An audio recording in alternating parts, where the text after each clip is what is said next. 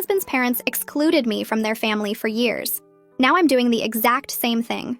When I married Daniel, his parents made it clear I wasn't what they'd hoped for. His mother, Linda, would introduce me as Daniel's wife, never by my name, never as her daughter-in-law.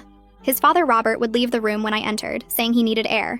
At family dinners, they'd set my place at the far end of the table, away from everyone else, with mismatched plates while everyone else had the good china. They'd plan family vacations and tell Daniel about them the day before, saying they assumed I'd be too busy to come. Every Christmas, they'd give Daniel expensive gifts and hand me generic candles or bath sets with the price tag still on, showing they came from the clearance rack. They'd take hundreds of photos at family events but crop me out before posting them. When I got pregnant with our first child, Linda said she hoped the baby looked like Daniel's side because their features were more refined. Robert asked if we were sure the baby was Daniel's, right in front of everyone at Easter dinner. When our son Ben was born, they visited once, complained he didn't look like Daniel enough, and left after 10 minutes. They missed his first birthday because they scheduled a cruise that week, knowing the date months in advance. For our daughter Amy's birth, they didn't even come to the hospital. They sent Daniel a congratulations text, but nothing to me. Every milestone the kids had, they were absent. They'd visit Daniel's brother Kyle, who lived 20 minutes from us, and not even tell us they were in town. I'd find out from Kyle's wife posting photos with them. When we bought our first house, they refused to come see it, saying it was too far even though it was closer to them than our apartment had been. When Daniel got promoted, they threw a party and didn't invite me, saying it was just for blood family.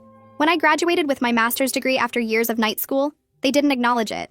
Daniel would make excuses, saying they were set in their ways, they'd come around, they just needed time. 10 years of time apparently wasn't enough. They'd call Daniel to complain about me, saying I kept the kids from them when they'd never once asked to see them.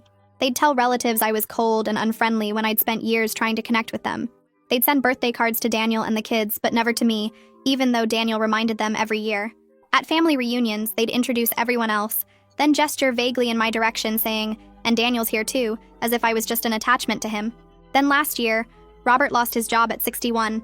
They'd been living beyond their means for decades, assuming Robert would work forever. They had no savings, huge debts, and were about to lose their house.